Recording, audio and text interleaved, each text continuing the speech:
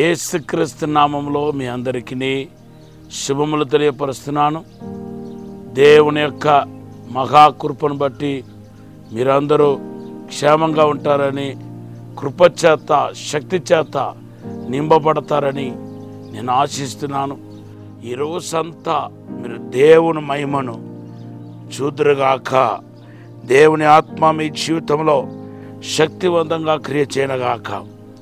మనము last time మీ అందరికి గుర్తు ఉంటుంది, కొన్ని రోజులుగా ఆదికాండం 1వ అధ్యాయం నుండి 5 అధ్యాయాల వరకు మనం ధ్యానం చేసుకుంటూ వచ్చాం.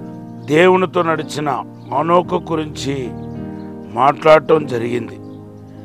దేవుని బిడ్డలారా, ఈరోజు మన నోవాహు గురించి మాట్లాడబోతున్నాం. 6వ అధ్యాయం నుండి ప్రారంభించబోతున్నాం. ఈ యొక్క నోవాహు యొక్క జీవితంలో చాలా విషయాలు చోటు చేసుకున్నాయి.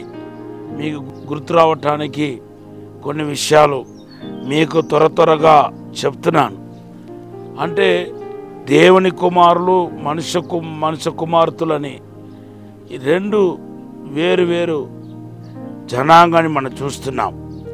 అయితే ఒకరు దేవుడికి అనుకూలంగా నడుచుకుంటున్నారు, ఇంకొక మనుష్య కుమారులు అనపడుతున్న వారు భూసంబంధంగా నడుచుకుంటున్నారు. భూసంబంధంగా నడుచుకోవటమే కాకుండా దేవునికి వ్యతిరేకమైన కార్యాలన్నింటినీ వాళ్ళు జరిగించుకుంటూ వస్తున్నారు. అటువంటి టైంలోనే నోవాహు అని ఒక మంచి వ్యక్తిని దేవుడు సిద్ధపరచడాన్ని మనం చూస్తున్నాం. నోవాహు అనే మాటకు దేవుని బిడ్డలారా విశ్రాంతి అని అర్థం, రెస్ట్ అని అర్థం. అయితే నోవాహు ద్వారా నోవాహు ఒక బూరగా దేవుడు వాడుకున్నాడని చెప్పాలి. నోవాహు మొదటిగా తనకు ఒక బూరగా, తన ఆత్మకు ఒక బూరగా, రెండవదిగా తన కుటుంబానికి ఒక బూరగా, మూడవదిగా తన కుటుంబం కాకుండా ఈ భూజనులందరికీ ఒక బూరగా దేవుడు వాడుకున్నాడు. దేవుడు నోవాహుతో హెచ్చరించకుండా వచ్చాడు, నా ఆత్మ ఈ యొక్క జనులతో పోరాడవు అని హెచ్చరించాడు. ఆదికాండం 6వ అధ్యాయం 5వ వచనంలో మనం చూస్తున్నాం. తర్వాత మనం చూస్తే దేవుని బిడ్డలారా మరి మరలా దేవుడు హెచ్చరించటాన్ని చూస్తున్నాం. ఆదికాండం 6వ అధ్యాయం 12వ వచనంలో మరి ఒక హెచ్చరిక మనం చూస్తున్నాం.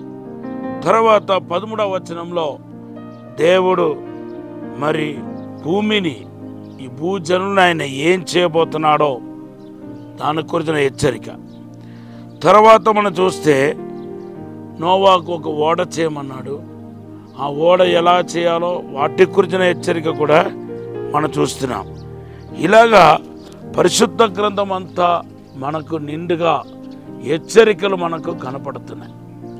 ఈరోజు పరిశుద్ధాత్మ దేవుని యొక్క హెచ్చరికను, పరిశుద్ధాత్మ యొక్క ఆ గద్దింపును మనం కనుక తిరస్కరిస్తే కనుక నోవాహు కుటుంబంలా కాదు, కానీ దేవుని బిడ్డలారా మనం భూజనులాగా నశించిపోతామనే విషయాన్ని నేను మీ అందరికీ తెలియపరుస్తున్నాను. దేవుని యొక్క హెచ్చరికను ఎప్పుడూ మనము ఉదాసీనపరచకూడదు. దాన్ని మనము చాలా సింపుల్గా తీసుకోకూడదు. భక్తిహీనుడి కంట దేవుని యొక్క గద్దింపు ఏదైతే ఉందో, లేకపోతే సరిచేట ఏదైతే ఉందో అది అసహ్యం అంట. 50 కీర్తన 17వ వచనంలో ఉంది. సో భక్తిహీనుడు ఏం చేస్తాడంటే శిక్షణను తోసిపుస్తాడు. అంతేకాదు ఇశ్రాయేల్ ప్రజల యొక్క పతనానికి ఎంతో సుఖవంతంగా దేవుడు నడిపించుకుంటూ వెళ్ళాడు. 40 సంవత్సరాలు ఇశ్రాయేల్ ప్రజలు ప్రయాణించారు, కానీ ప్రయాణం అంతా చాలా ఆశీర్వాదకరంగా కొనసాగింది. కానీ బైబిల్లో రాయబడింది, ఆయన ఆలోచనను వినలేకపోయారు, ఆయన ఆలోచనకు చెవియక్కలేకపోయారు. దాని ఒక ఫలితం ఏమైనా తెలుసా? దేవుని బిడ్డలారా మరి వాళ్ళు కానాను దేశం ప్రవేశించలేకపోయారు. దేవుని యొక్క శిక్షను పొందుకున్నారు, దేవుని చేత శిక్షించబడ్డారు. 106వ కీర్తన 13వ వచనంలో మనం చూస్తున్నాం. అక్కడ నుండి దేవుని బిడ్డలారా ఎప్పుడైతే దేవుని యొక్క ఆలోచన తిరస్కరించారో, దేవునికి లోబడలేదో అక్కడ నుండి వాళ్ళు ఒక్క శోధన తర్వాత ఒక్క శోధనలో పడ్డారు.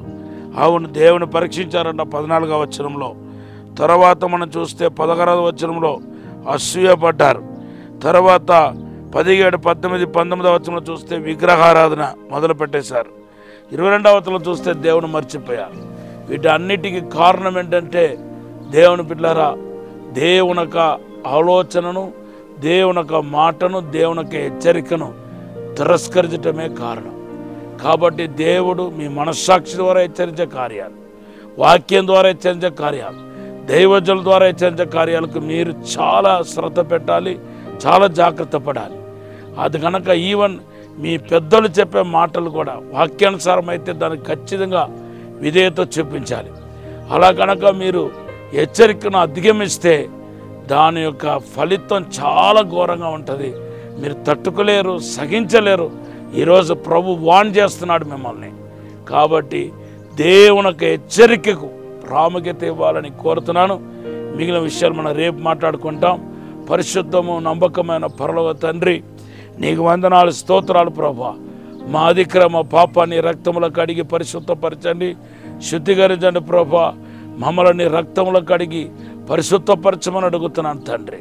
నీ హెచ్చరికను పట్టించే వరకు చేయండి ప్రభువా. పరిశుద్ధాత్మ అభిషేకం ప్రతి ఒక్కరు తాకనగాక, దేవుని ప్రసన్నత ప్రతి ఒక్కరు నింపునగాక, దేవుని యొక్క వెలుగు ప్రతి ఒక్కరు నింపునగాక.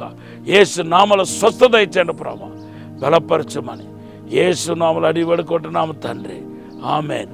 ఎవరెవరు ఆత్మ పొందుకోలేదో, అభిషేకం పొందుకోలేదో మిమ్మల్ని అందరూ దేవుడు ఆత్మతో నింపబోతున్నాడు, అభిషేకించబోతున్నాడు. దేవుడు ఈ మాటను ఆశీర్వదించుగాక. మీ వాగ్దానం యెషయా గ్రంథం 59:21. Have a blessed day.